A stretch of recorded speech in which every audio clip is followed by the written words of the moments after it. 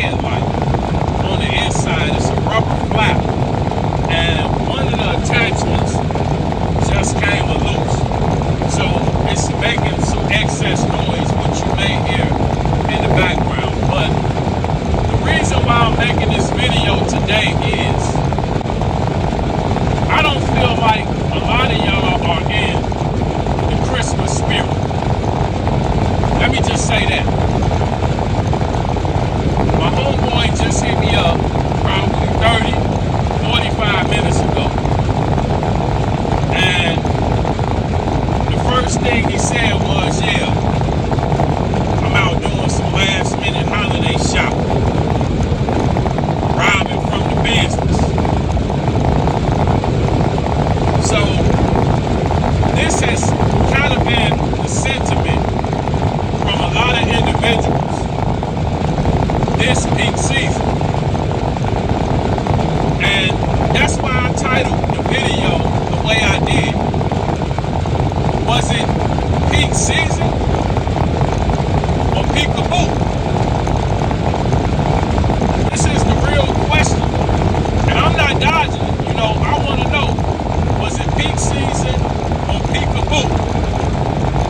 I saw some, I believe, in one of the box truck Facebook groups, and one of the individuals made a post or posted a comment, and it just kind of sounded kind of accurate for a lot of individuals from what they're saying.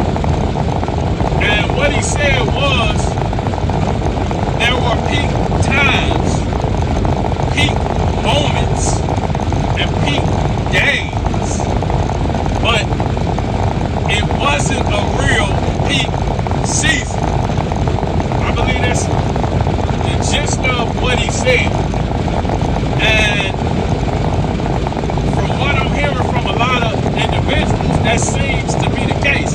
Now, I'm in the Midwest. Everybody claims this is the best area to be in to get the highest value and the best rates.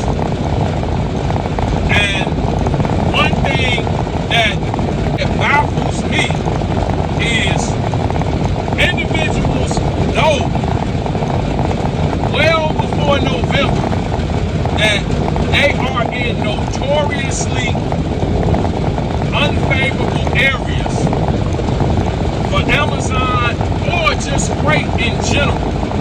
You know you live in Central Florida, okay? You have a motor carrier authority. You don't got an ICC number where you need to stay in state that you live in. You have a motor carrier authority. Like I said, a lot of individuals, in my opinion, want to be Uber drivers. Why do I say that? Because people don't want to drive more than 50 to 100 miles.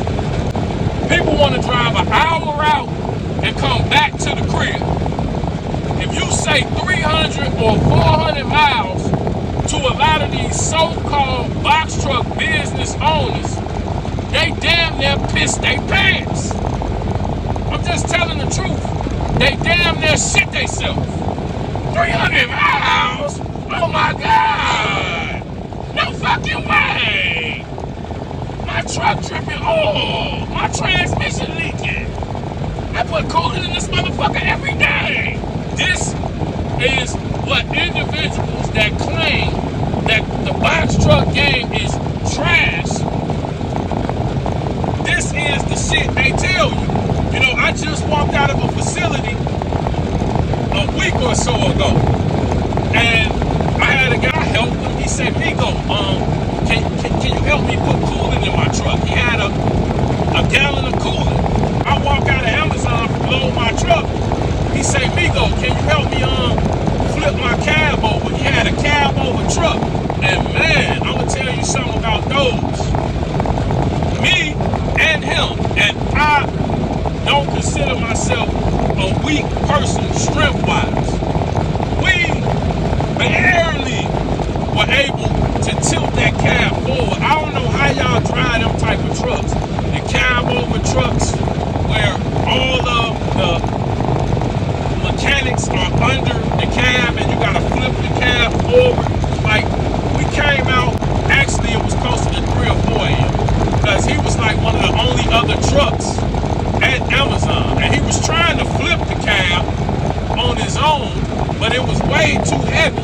even with me, we barely flipped the cab. So imagine you out on a back road around the cornfields at 2, 3 a.m. and you run low on fluids and you got the fluids, but you need to flip that cab in the dark in order to add them, man, you be up shit's creek. Because, yeah, it took everything we had to get the cab up. And then it was like a lever that held it once we got it up. But you got to get it up high enough for the lever to catch.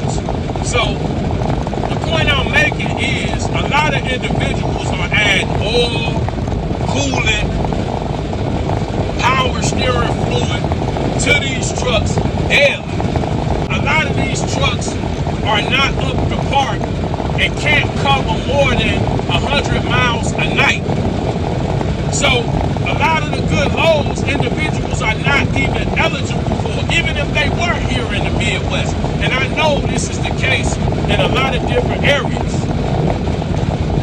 People's equipment is not up to par. And these are probably the people that make the most money because they go out and get cheap, half-ass equipment, and they limp it along and make the money while they go along until they end up breaking down and rejecting a load due to their equipment. So, like I said, these individuals might make a lot of money, but if your equipment is not up to par, if your performance score is less than favorable, Amazon is now, from what I'm hearing, suspending carriers whose performance score drops less than 90%. I believe you get a 1-week suspension. And I believe they allow you to get a 1-week suspension now 3 times until they terminate your Amazon Relay account. So this is another change.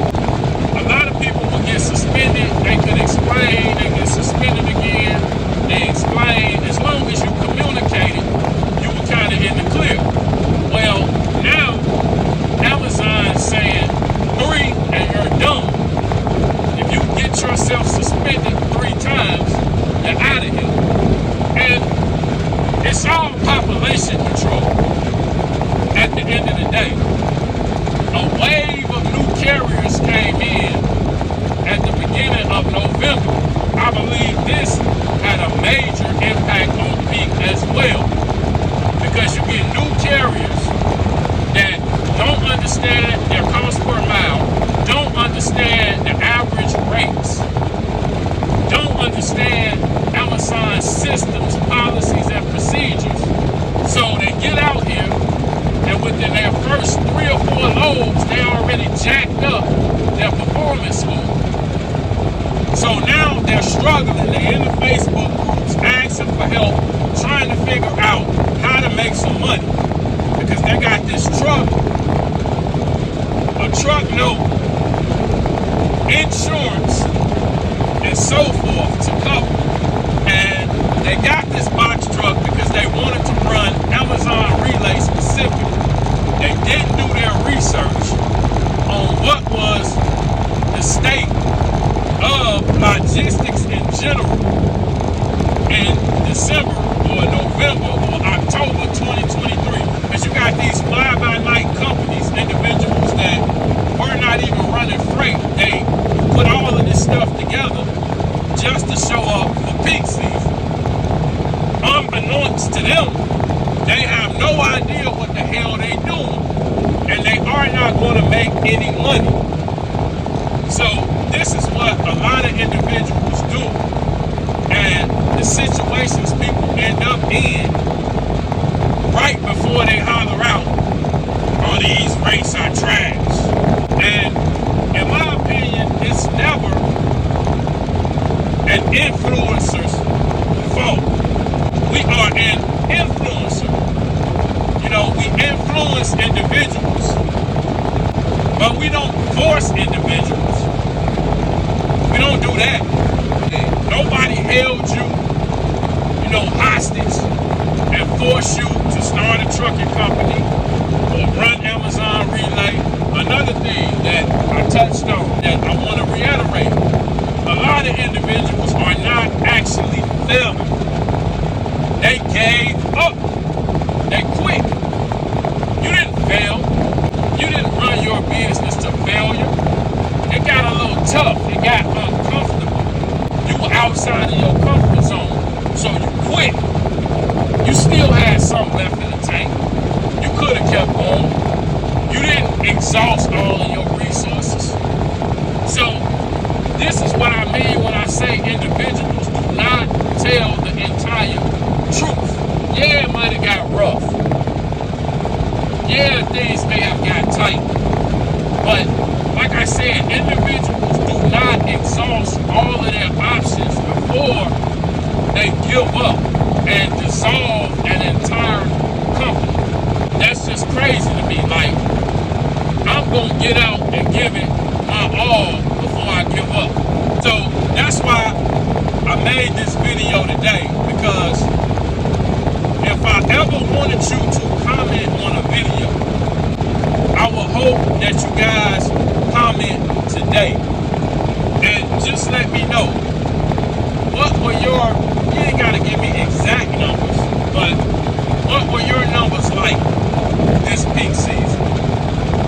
Was it peak season or peekaboo? Just keep it real. Because I'm going to be honest, for me, I made similar to what I made last year. Not exactly the same, but right around in the same range. And it seems like this year I saw a lot more complaints. It was a spike, you know, those 2 weeks after Black Friday, and then it seems like a lot of individuals then said, hey, this doesn't feel like peak season at all. So to get a general idea, drop a comment and let me know what peak season was like for you. Was it peak season or peekaboo? Say peak season, say peekaboo. Or throw out your monthly gross for December. But let the people know the truth. And with that being said, I ain't gonna hold you guys. You guys stay safe out there. Take it easy and have a good one. Appreciate you.